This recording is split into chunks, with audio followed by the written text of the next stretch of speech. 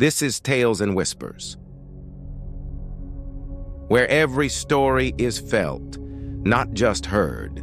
You know that powerful human instinct to help? It's one of our greatest strengths, for sure. But what happens when that exact impulse leads us straight into danger? Today, we're going to dive into a really heartbreaking rescue story that forces us to ask a tough question. When does mercy turn into malice?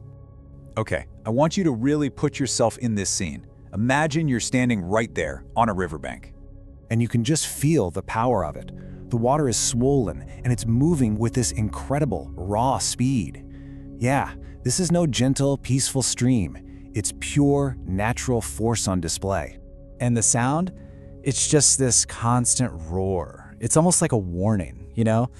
The kind of noise that drowns out absolutely everything else. A constant reminder of the danger right in front of you. And then you see it. Right there, trapped in the middle of all that chaos, is a baby elephant, desperately fighting for its life. You see its head break the surface for a breath, only for the current to pull it right back under. So what I just described, that wasn't just a hypothetical. This was the real, devastating scene in Odisha, India, back in September of 2021. And that brings us to our first section, a drowning plea. On the riverbank, a crowd starts to form, and you can just feel the tension ratchet up. Some people have their phones out, they're filming the whole thing. Others are just standing there, weeping. And then you have a growing chorus of voices shouting, demanding that someone, anyone, do something to help. And all that shouting, all that demand for action, well, that brings us to what happened next, and to our second section, the rescuer's choice. An official rescue team arrives on the scene. 7 people. That's the number. They get into this small rescue boat and head straight into that raging water. So who were these 7 people?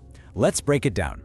5 of them were professionals, the real experts from the disaster response force. But they were also joined by 2 journalists who were there to document the whole thing as it unfolded. Now the spot they were heading for, near the Mundali bridge, oh, it was notorious. Known for being incredibly dangerous. The source material even calls it a hidden trap, a place where these violent whirlpools can just form in an instant.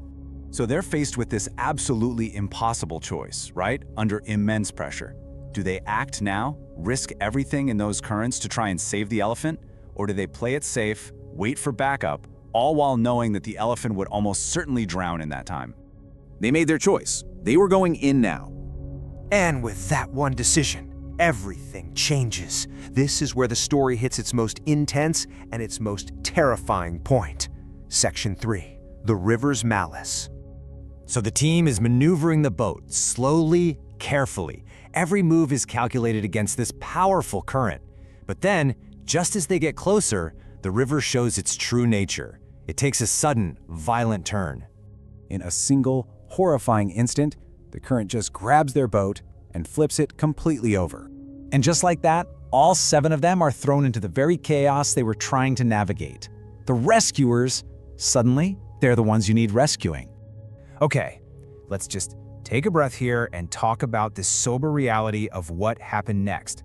The aftermath. This is our 4th section, the tragic cost. 2. The cost was 2 human lives. Think about that for a second.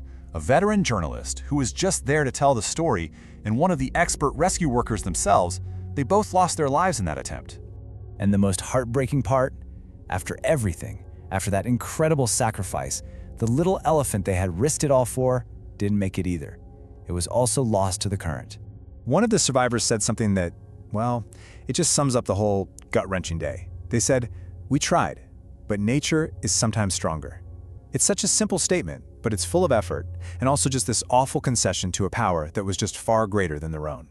So, where do you even go from a story like this? What's the lesson here? That brings us to our final section. Mercy needs wisdom. You can imagine, after something like this, people started asking some really tough but necessary questions. Like, how do we help animals in these situations without losing human lives? When does courage cross a line and become a risk that's just too great? What's the real difference between bravery and recklessness? And really, if you boil it all down, it comes to this one powerful lesson. Good intentions, even the noblest ones, they're not enough. That powerful impulse of mercy, it has to be guided by the clear-eyed, practical assessment of wisdom. And so that's the question I really want to leave you with.